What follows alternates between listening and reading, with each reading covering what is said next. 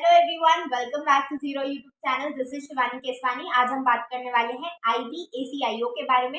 इसका attestation form कैसे fill करना है एकदम डिटेल से मैं आपको स्क्रीनशॉट्स के साथ दिखाने वाली हूँ। एक एक फील्ड उसको समझाऊंगी भी कि किसमें आपको क्या फिल करना है और क्या क्या क्राइटेरियाज है। एक एक चीज मैं आपको बताऊंगी। साथ में आप एक और चीज समझ लीजिए, आपको अगर इसका कोई डिस्कशन वगैरह करना हो तो आप मेरे टेलीग्राम चैनल को ज्वाइन कर लीजिए। अभी जाके मैंने फॉर्म फिल किया है, सक्सेसफुली सबमिट हो गया है और ये मेरा अटेस्टेशन फॉर्म है। ये आपका 5 पेजेस का रहेगा जब आप इसको प्रिंट कराएंगे तो। ठीक है, तो अब स्टार्ट करते हैं। पहली स्क्रीन जो आएगी आपकी, आपको सबसे पहले तो लॉगिन करना है। लॉगिन कैसे करेंगे? सबसे पहले आपको एप्लीकेशन सीक्वेंस नंबर डालना है जो MHA से स्टार्ट होता है वो वाला, और आपको पासवर्ड डालना है। पासवर्ड में आपके जो नेम है उसका शुरू के जो 4 लेटर्स हैं वो, उसके बाद आपकी बर्थ डेट, उसका मंथ और आपका ईयर, बिना किसी स्पेस के, बिना किसी स्लैश के। ठीक है, इसको सबमिट कर देना, लॉगिन कर देना। वीडियो थोड़ा सा लंबा हो जाएगा तो उसके लिए मैं माफी चाहती हूँ, बट क्योंकि एक एक डिटेल डिस्कस करनी है इस वजह से वीडियो थोड़ा लंबा जाएगा। ठीक है, तो आइए स्टार्ट करते हैं। सबसे पहले आपको डालना है नेम। नेम में आपसे फर्स्ट नेम डालना है, फिर मिडिल नेम डालना है, फिर सरनेम डालना है। ठीक है, उसके बाद आपसे एलाइसिस पूछे हैं, मतलब आपका कोई भी अगर ऐसा नाम है जो आप निक नेम है उसको आप डाल सकते हैं। इसके बाद आपसे एड्रेस पूछा है। ठीक है, तो एड्रेस दो है, एक तो प्रेजेंट एड्रेस है और एक है परमानेंट एड्रेस। तो जो करंट एड्रेस है, प्रेजेंट एड्रेस है, उसमें आप जहां भी रह रहे हो वो डाल दो, और जो परमानेंट होम एड्रेस है उसमें आपको जो आधार कार्ड में आपका एड्रेस डाला हुआ है वो आपको डालना है। ठीक है, इसको कंप्लीट करने के बाद आपसे एक स्लाइड पूछेंगे कि अगर आप फॉरेन कंट्री में रहते हो तो उसका एड्रेस डालना है आपको। ठीक है, कंप्लीट एड्रेस अगर आप फॉरेन कंट्री में रहते हो तो, और आप कब इंडिया आए तो उसकी डेट आपको डालनी है, और check post point of entry जहाँ से भी आप आए हो उसका डालना है। पर्टिकुलर्स ऑफ ट्रेवल डॉक्यूमेंट्स, आपके जो ट्रैवल डॉक्यूमेंट्स हैं वो सारे डालने हैं। ठीक है, तो ये सारी चीज़ें आई डोंट थिंक कि ये सारी चीज़ें किसी को काम आने वाली हैं, क्योंकि यहाँ पे सब इंडियंस ही होंगे। अब आगे बढ़ते हैं, तो डेट ऑफ बर्थ आपसे पूछ रहे हैं तो आपको डेट ऑफ बर्थ डाल देनी है। फिर आपसे पूछेंगे place of birth, district, state and country, तो आपको कंप्लीट डाल देना है। आपकी जो प्लेस है, मतलब आप जो सिटी में रहते हो, फिर डिस्ट्रिक्ट डालनी है, फिर स्टेट डालना है और फिर कंट्री डालनी है। उसके बाद नेशनैलिटी पूछेंगे तो नेशनैलिटी में इंडियन डाल देना, और उसके बाद आप उसको ओके कर देना। ठीक है, नेक्स्ट करना। नेक्स्ट करने के बाद दूसरा पेज ओपन हो जाएगा, उसमें आपको फादर नेम डालना है। नेम के बाद आपको उनका नेशनैलिटी डालनी है, इंडियन। फिर आपको प्लेस और कंट्री दोनों डालना है। फिर आपको डालनी है डेट ऑफ बर्थ उनकी। फिर आप उनका ऑक्यूपेशन जो भी वो करते हैं वो डालना है। फिर उसके बाद आपको उनका एड्रेस डालना है, पोस्टल एड्रेस जहाँ वो अभी रहते हैं, और परमानेंट होम एड्रेस डालना है, वही जो आपके आधार कार्ड में है। आगे बढ़ते हैं, तो मदर्स नेम डालना है, फिर उनकी नेशनैलिटी, उनकी प्लेस कंट्री, उनका डेट ऑफ बर्थ, उनकी ऑक्यूपेशन, उनका प्रेजेंट पोस्टल एड्रेस, उनका परमानेंट होम एड्रेस, वही सेम चीजें आपको डालनी है। आगे बढ़ते हैं, तो अगर आपका कोई आपकी कोई वाइफ या आपका कोई हस्बैंड है तो उनके आपको डिटेल्स डालने हैं। अगर आपका सन है तो उनकी डिटेल्स डालनी है, डॉटर है उनकी डिटेल्स, स्टेप सन, स्टेप डॉटर, ये सारी फील्ड्स आ जाएंगी। अगर कुछ भी नहीं है ब्लैंक छोड़ देना। अब आ जाते हैं ब्रदर पे, तो ब्रदर है तो ब्रदर का नाम, सिस्टर है तो सिस्टर का नाम, अलग अलग फील्ड्स में डाल देना है आपको। आगे बढ़ते हैं, तो इसको आप नेक्स्ट करोगे, फिर अगला पेज ओपन हो जाएगा। अगले पेज में आपको डालना है जो भी आपके रिलेटिव्स रहते हैं, आप फॉरेन मिशंस पे या फॉरेन ऑर्गेनाइजेशंस में, फॉरेन कंसर्न, तो जो भी आपके रिलेटिव्स काम कर रहे हैं फॉरेन मिशन पे या फॉरेन ऑर्गेनाइजेशंस में, ठीक है, उनके आपको पर्टिकुलर्स डालने हैं। अब रिलेटिव्स यहाँ पे क्या होता है मैं वो आपको बता दूं, तो रिलेटिव्स सिर्फ आपकी फैमिली होती है। आपकी फैमिली मतलब आपकी मम्मी, आपके पापा, आपका भाई, आपकी बहन और आपके बच्चे अगर हैं तो, और यही सारे आपके होते हैं। उसके अलावा कोई भी दूर दराज के रिश्तेदार नहीं काउंट होंगे। इसकी कंप्लीट लिस्ट है मेरे पास रिलेटिव्स की, वो मैं अपने टेलीग्राम चैनल पे डाल दूंगी। टेलीग्राम चैनल ज्वाइन कर लेना। साथ में ये जो इमेजेस मैं आपको स्क्रीन पे दिखा रही हूँ, अगर ये क्लियर नहीं आ रही है तो मैं इनको टेलीग्राम पे डाल दूंगी। आप टेलीग्राम पे जूम करके देख लेना क्या क्या है और कैसे कैसे भरना है। आगे बढ़ते हैं, इसके बाद आपको डालना है, अगर आपका कोई रिलेटिव आपके बच्चे के साथ कोई बाहर रह रहे हैं तो, ठीक है, बाहर रह रहे हैं तो उनकी डिटेल्स देने हैं। ऊपर आपसे पूछे गए थे जो रिलेटिव बाहर काम कर रहे हैं, अब आपसे पूछे जा रहे हैं जो रह रहे हैं बाहर, ठीक है, तो वो डालने हैं आपको। आगे बढ़ते हैं। फिर आपको, आप कभी भी मेंबर या वर्कर रहे हो किसी पॉलिटिकल पार्टी के, तो वो आपको यस नो करना है। फिर आपको कोई रिलेटिव जो कभी भी मेंबर रहा हो पॉलिटिकल पार्टी का, उसमें यस नो कर देना। तो और अगर इनका आंसर यस है तो जो डिटेल्स इन्होंने मांगी हैं वो आपको फिल करनी पड़ेगी। इसके आगे बढ़ते हैं। तो हाँ, इसके बाद अपन बढ़ते हैं। तो are you aware if any of the relative mention in column 7 has ever or continues to be member or worker of any political party or organisation or participated in any political activity. तो आपके कोई भी relatives, वो उन्होंने अगर political party में कभी भी हिस्सेदारी की है तो यस नो करना है आपको। अगर आंसर यस है तो आपको उनके पूरे डिटेल्स डालने हैं, जैसे नेम, उनके साथ क्या आपका रिलेशन है, पॉलिटिकल पार्टी या ऑर्गेनाइजेशन का नाम, उनके पर्टिकुलर्स, ठीक है, कब से कब तक उन्होंने काम किया है उसमें, और ये सारी चीजें आपको डाल देनी है, ठीक है। इसमें अगर आगे कोई दिक्कत आए तो आप मुझसे टेलीग्राम चैनल पे पूछ लेना। कभी भी आपके रिलेटिव ने सर्व की है, कोई पॉलिटिकल पार्टी मेंबर रहे हैं या वर्कर रहे हैं, तो वो भी डालना है आपको। If so details therefore may be given below, फिर उसकी डिटेल्स आपको दे देनी है। इसके बाद ये पॉलिटिकल पार्टी वाला पूरा है। इसके बाद भी फिर रिलीजियस या सर्विस ऑर्गेनाइजेशन के हैं तो इनमें आप डिटेल्स भर देना अगर कोई हो तो, और फिर आप नेक्स्ट करके आगे बढ़ जाना।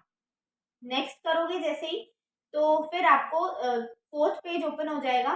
आपसे पूछा जाएगा कि क्या आप कभी भी किसी कल्चरल या सोशल ऑर्गेनाइजेशन के मेंबर रहे हो, ठीक है, जो फॉरेन मिशन से एसोसिएटेड है, तो उसमें आपको यस नो करना है, ठीक है। आपको अगर पता है कि आपका कोई रिलेटिव किसी ऐसे कल्चरल या सोशल ऑर्गेनाइजेशन से ताल्लुकात रखता है जो फॉरेन मिशन पे या ऑर्गेनाइजेशन से रिलेटेड है, उस पर यस नो कर देना आपको।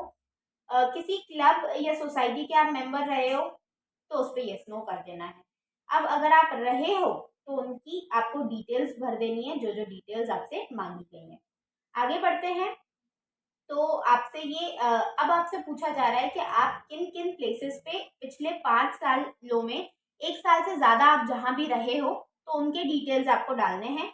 तो 5 साल में 1 साल से ज्यादा मतलब पिछले 5 साल में अगर आप 5 महीने के लिए बाहर गए, फिर वापस घर पे आ गए, फिर वापस बाहर चले गए, फिर वापस घर पे आ गए, तो नहीं बताना है। अगर आप 1 साल वहां पे रहे हो कंटिन्यूअसली तो ही आपको इसको रखना है, भरना है, ठीक है। ये आपको भर देना है। इसके बाद आपको डेट्स का कुछ कैंडिडेट्स पूछ रहे थे तो डेट्स का इतना ज़्यादा लोड मत लो। डेट जितना आपको याद है, ईयर तो आपको डेफिनेटली याद होगा और महीना भी याद होगा, तो डेट 1 या महीने की पहली तारीख या आखिरी तारीख, 15 तारीख, कुछ भी डाल सकते हो आप, उसमें कोई भी प्रॉब्लम नहीं है। अगर कोई बाहर रहता है, अगर आप बाहर रहते हो तो उसकी आपको पूरी इन्फॉर्मेशन डालनी है कि आप कहाँ कहाँ रहे हो बाहर, ठीक है। उसके बाद अपन बढ़ते हैं। तो आपका किसी के साथ फॉरेन कंट्री में कोई रहता हो, ठीक है, उनके साथ आपका कोई पर्सनल कांटेक्ट है, यस या नो आपको वो डालना है। अगर हाँ है तो आपको उनका डेट, प्लेस, उनका नेम, ऑक्यूपेशन वगैरह सब कुछ डाल देना है, ठीक है। अब ये पर्सन जो है इन्होंने कभी विजिट किया है या ओवरसीज रहे हैं ये, ठीक है, अब या फिर उनके रिलेटिव्स रहते हैं, ठीक है, वो सब आपको डालना है। इसमें ये सारी चीजें आपकी आ जाती हैं। आगे बढ़ते हैं। तो आगे आपके वो डिटेल्स हैं कि आप कभी अरेस्ट हुए हो, प्रोसिक्यूट हुए हो, डिटेंशन में रखे गए हो, ठीक है, कॉन्विक्ट हुए हो या डिस्चार्ज हुए हो, ये सारी चीजें जब भी आप जेल गए हो, ये सारी चीजें आपसे मांगी हैं। आई डोंट थिंक ये रिक्वायर्ड है आप सबके लिए। आगे बढ़ते हैं। तो ये लिटिगेशन है आपके ऊपर, कोई सोर्स ऑफ इनकम है क्या आपका, आपके मेंबर का। तो एक चीज मैं यहाँ पे आपको याद दिला दूं, जिन भी डिटेल्स पे स्टार लगा हुआ है वो डिटेल्स आपको कंपल्सरीली मैंडेटरी आपको फिल करनी है। बाकी अगर आप छोड़ भी देते हो तो कोई फर्क नहीं पड़ेगा, ठीक है। आगे बढ़ते हैं। अब ये लास्ट आ गया है जहाँ पे आपको डॉक्यूमेंट्स डालने हैं। तो देखो, डॉक्यूमेंट्स डालने में मुझे बहुत प्रॉब्लम आई। मैं आपको बता देती हूँ प्रॉब्लम क्यों आएगी। अगर आपको भी आ रही है या आएगी तो उस प्रॉब्लम से आप बच सकते हो। आपको क्या करना है, यहाँ पे 10th की मार्कशीट और सर्टिफिकेट, 12th की मार्कशीट और सर्टिफिकेट। जिनके पास सर्टिफिकेट नहीं है 10th 12th का, जिनको कभी स्कूल से ही नहीं मिला है, उनको या तो डिजी लॉकर पे सर्च करना है। डिजी लॉकर पे अगर हो जा रहा है तो वेल एंड गुड। अगर डिजी लॉकर पे नहीं मिल रहा है तो आपको अपनी मार्कशीट के ऊपर देखना है कि वो सर्टिफिकेट कम मार्कशीट तो नहीं लिखा हुआ है। अगर ऐसा लिखा है तो सर्टिफिकेट की जगह पे भी आपको मार्कशीट अपलोड कर देनी है, ठीक है। उसके बाद आपको 12th की सर्टिफिकेट मार्कशीट डालनी है, ग्रेजुएशन की डिग्री मार्कशीट डालनी है। अब बहुत सारे कैंडिडेट्स पूछ रहे थे कि मेरे पास डिग्री नहीं है, तो आप उसको ब्लैंक छोड़ सकते हो, कोई प्रॉब्लम नहीं है। लेकिन तब तक आपके पास प्रोविजनल डिग्री होनी चाहिए, अभी डीवी में काम आएगी। और आपके पास डिग्री की रिसीट होनी चाहिए, मतलब आपको अभी डिग्री के लिए अप्लाई करना होगा। जो अप्लाई करोगे आपको उसकी रिसीट मिलेगी कि आपने अप्लाई किया है। वो रिसीट आपको ले जानी है डॉक्यूमेंट वेरिफिकेशन के दिन, ठीक है। इसके अलावा OBC, SC, ST, EWS certificates भी आपको डालने हैं। एज रिलैक्सेशन का डालना है आपको, एनओसी डालना है, परफॉर्मा डालना है, फॉरेन रेफरेंस का, ठीक है, अगर आपका कुछ भी है तो। और आपको आइडेंटिटी सर्टिफिकेट डालना है। आइडेंटिटी सर्टिफिकेट कैसे डालना है वो भी बता देती हूँ। आइडेंटिटी सर्टिफिकेट आपके मेल पे आया होगा, टेस्टेड एक अटैच डॉक्यूमेंट था, उस पे जाके आप चेक करो। वो आपको डाउनलोड कर लेना है और उसको प्रिंट कराना है पहले, फिर आपको उसको फिल कराना है, सॉरी। और किस किस से फिल कराना है उसकी लिस्ट भी उसी के ऊपर दी हुई है, उसी लिस्ट में कोई होना चाहिए, ठीक है। और उसको साइन करा के फिर यहाँ पे आपको अपलोड कर देना है, ठीक है। 100 KB से साइज छोटा होना चाहिए फाइल का, पीडीएफ फॉर्मेट में होनी चाहिए। अब फाइल सबमिट नहीं हो रही थी तो उसका कारण ये है कि आपने बहुत दिन से, क्योंकि कल पूरा दिन हम ट्राई कर रहे थे, परसों भी हम ट्राई कर रहे थे, जिस वजह से थोड़ी सी दिक्कत आई। तो आज आपको क्या करना है, सिर्फ आपको उसको लॉग आउट करके फिर से रीट्राई करना है। तो आपकी कोई जो आपने डिटेल्स भर दी हैं वो खत्म नहीं होंगी, मतलब वो हट नहीं जाएंगी, वो आपको फिर से भरने की जरूरत नहीं पड़ेगी।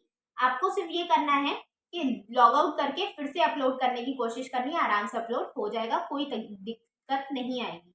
अब मैंने ये सारी चीजें कवर कर दी हैं, अब एक लास्ट आती है, तो ये स्कैन कॉपी वगैरह आपको डालनी है इस पे सबकी। और इसके बाद आपकी कुछ रजिस्ट्रेशन नंबर पूछेंगे आपके पर्सनल व्हीकल का जो आप यूज करते हो।